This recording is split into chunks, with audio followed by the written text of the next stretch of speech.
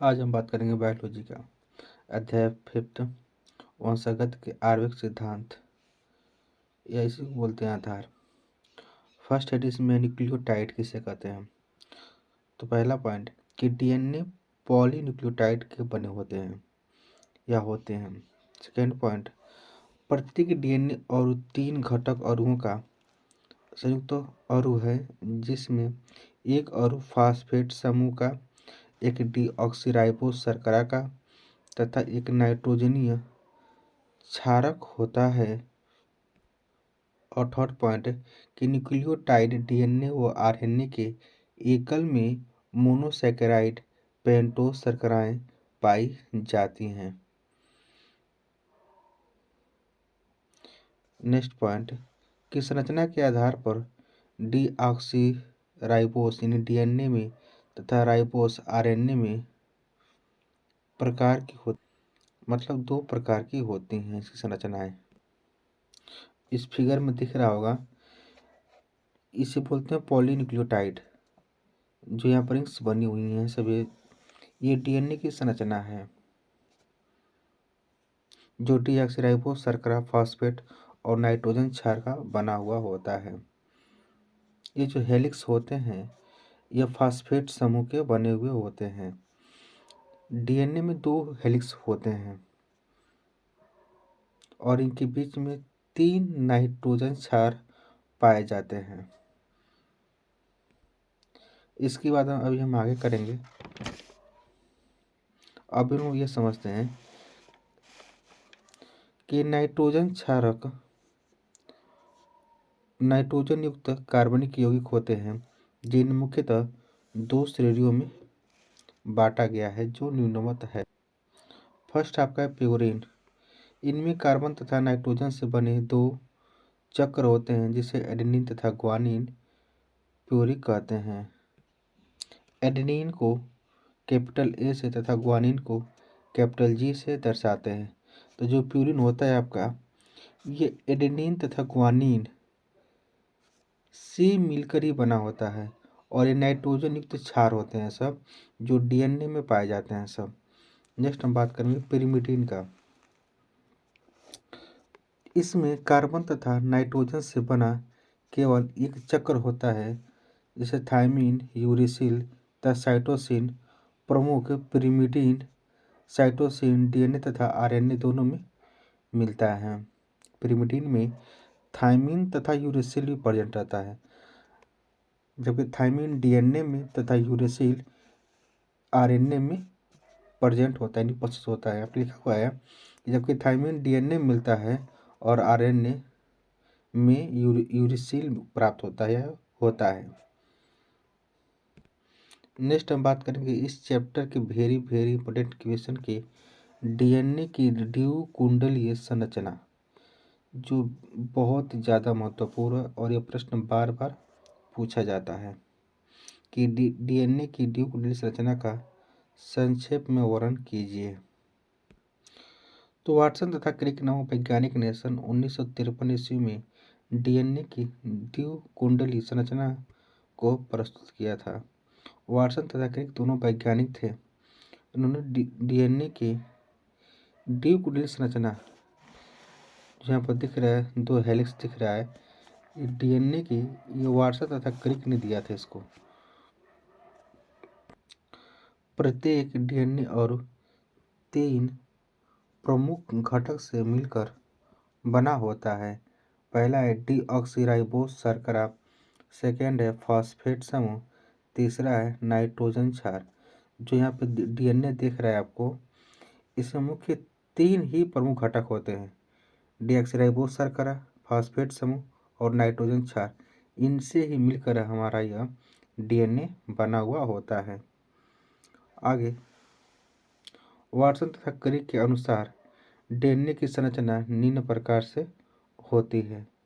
पहला पॉइंट कि डीएनए का प्रत्येक अणु में 2 पॉलीन्यूक्लियोटाइड का बना होता है। यहाँ पर देख पा रहे हैं, एक यहाँ पर और एक यहाँ पे, इन दोनों को ही पॉलीन्यूक्लियोटाइड कहते हैं, जिसका व्यास लगभग 20 एंगस्ट्रॉम होता है। ऊपर दिख रहा है आपको, यह बनाया गया है। जो इनकी और लंबाई होती है या चौड़ाई हम लोग बोलते हैं इसकी, तो वो 20 एंगस्ट्रॉम होती है। ये डीएनए की है। इस फिगर को आप लोग अच्छे से बना लेंगे। ये फिगर बहुत इंपॉर्टेंट है।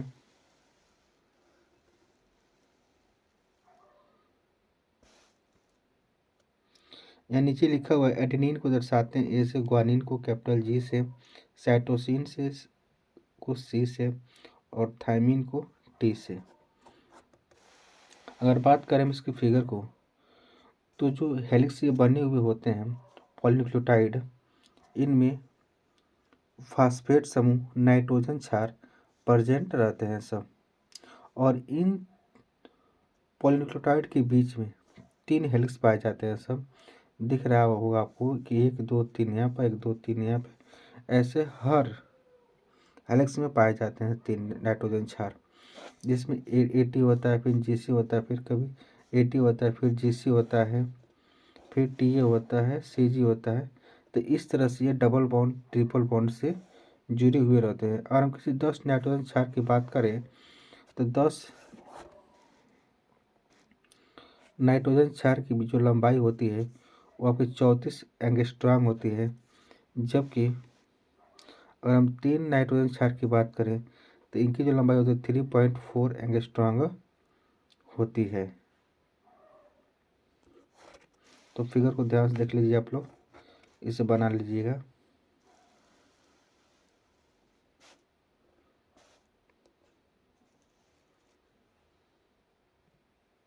फर्स्ट पॉइंट, प्रत्येक पॉलीन्यूक्लियोटाइड में फास्फेट तथा शर्करा समूह एकांतर क्रम में जुड़े होते हैं।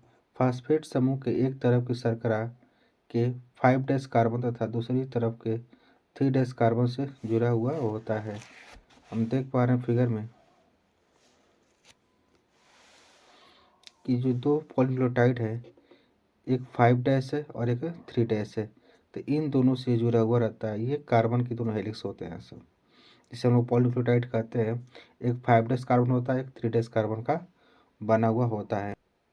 तीसरा पॉइंट, दोनों पॉलीन्यूक्लियोटाइड श्रृंखला नाइट्रोजन क्षार द्वारा जुड़े होते हैं, जिसमें एडेनिन थायमिन के साथ हाइड्रोजन के द्विआबंध से तथा ग्वानिन साइटोसिन के साथ त्रिबंध से जुड़ा होता है।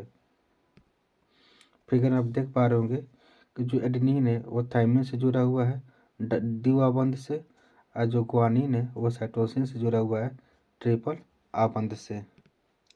चौथा पॉइंट, डीएनए में और 10 नाइट्रोजन क्षार के बीच की दूरी लगभग 34 एंगस्ट्रॉम तक, जो हम पहले समझा चुके हैं।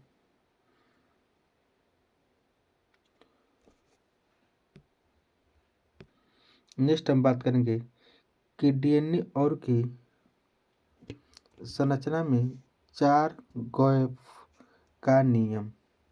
ये भी प्रश्न कई बार पूछा गया है कि डीएनए और की संरचना में 4 गैप का नियम को संक्षेप में वर्णन कीजिए। तो इसको हम समझाते हैं कि 4 गैप का नियम के अनुसार, पहला पॉइंट कि डीएनए और में प्यूरिन व पिरिमिडिन क्षार समान मात्रा में होते हैं। इन 4 गैप का नियम ये कहता है कि जो डीएनए होता है, डीएनए में प्यूरिन व पिरिमिडिन दोनों बराबर मात्राएं होती हैं। कि जो प्यूरिन होता है वो पिरिमिडिन के बराबर होता है, और प्यूरिन में पाया जाता है एडेनिन प्लस गुआनिन, और पिरिमिडिन में पाया जाता है थायमिन प्लस साइटोसिन। ये दोनों बराबर होते हैं। नेक्स्ट पॉइंट है कि डीएनए में एडेनिन की आणविकता थायमिन के बराबर, साइटोसिन की मात्रा ग्वानिन के बराबर होती है। डीएनए में जो एडेनिन होता है थायमिन के बराबर होता है, और साइटोसिन ग्वानिन के बराबर होता है। तीसरा पॉइंट कि डीएनए में क्षार अनुपात प्रत्येक जाति के लिए विशिष्ट होता है और उस जात के सभी सदस्यों में समान होता है। अब नेक्स्ट हम बात करेंगे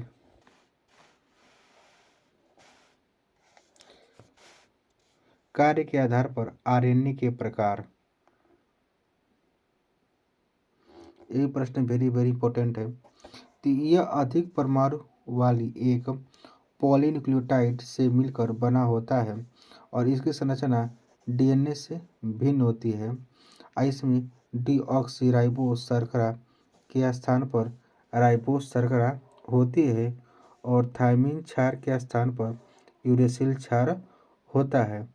ये बात थी आरएनए के बारे में। जो आरएनए होता है और जो डीएनए होता है, बस इतना अंतर होता है कि जो डीएनए होता है उसमें यूरेसिल ऑब्सेंट होता है और आरएनए में यूरेसिल प्रेजेंट होता है। अब हम बात करते हैं आरएनए के प्रकार के बारे में। तो ये 3 प्रकार के होते हैं, जिनमें पहला है स्मॉल आर आरएनए यानी राइबोसोमल आरएनए। ये आरएनए के संरचनात्मक अणु होते हैं। ये कुल आरएनए का 80% भाग होता है। ये केंद्रक में डीएनए से उत्पन्न होता है और यह राइबोस की रचना में भाग लेता है। इसका मुख्य काम यह होता है कि ये राइबोस की रचना में भाग ले और केंद्रक में डीएनए से उत्पन्न होता है तथा प्रोटीन संश्लेषण में भी सहायक होता है। अब बात करेंगे सेकेंड स्मॉल टी आरएनए, इसे बोलेंगे स्थानांतर और आरएनए, अंग्रेजी में बोलते हैं ट्रांसफर आरएनए। तो ये कोशिका की कुल आरएनए का 15 से 18% भाग होता है। यह कोशिका द्रव्य में पाया जाता है। ये विभिन्न प्रकार के एमिनो अम्ल के अणुओं के पकड़ कर राइबोस पर लाते हैं। जो स्थानांतरित आरएनए होता है यह कोशिका के द्रव्य में पाया जाता है और इसका मुख्य कार्य यह होता है कि यह प्रोटीन को स्थानांतरित करने का काम करता है। तीसरा है एमआरएनए संदेशवाहक आरएनए। यह कुल आरएनए का 3 से 5% भाग होता है और इसका निर्माण कोशिका के डीएनए साँचे पर होता है और यह केंद्रक से आदेश लेकर के राइबोस पर प्रोटीन बनाता है, क्योंकि इसे प्रोटीन का घर भी कहा जाता है एमआरएनए को। यानी इसका जो निर्माण होता है कोशिका के डीएनए साँचे पर होता है और एक केंद्रक से आदेश लेकर ही राइबोस पर प्रोटीन बनाता है। यदि आपको समझ में आ रहा हो तो लाइक कमेंट एंड सब्सक्राइब कर दीजिएगा। नेक्स्ट पार्ट के लिए चैनल को सब्सक्राइब करना आवश्यक है। यह पार्ट 1 था, पार्ट 2 में चैप्टर कंप्लीट हो जाएगा आपका। Thank you for watching.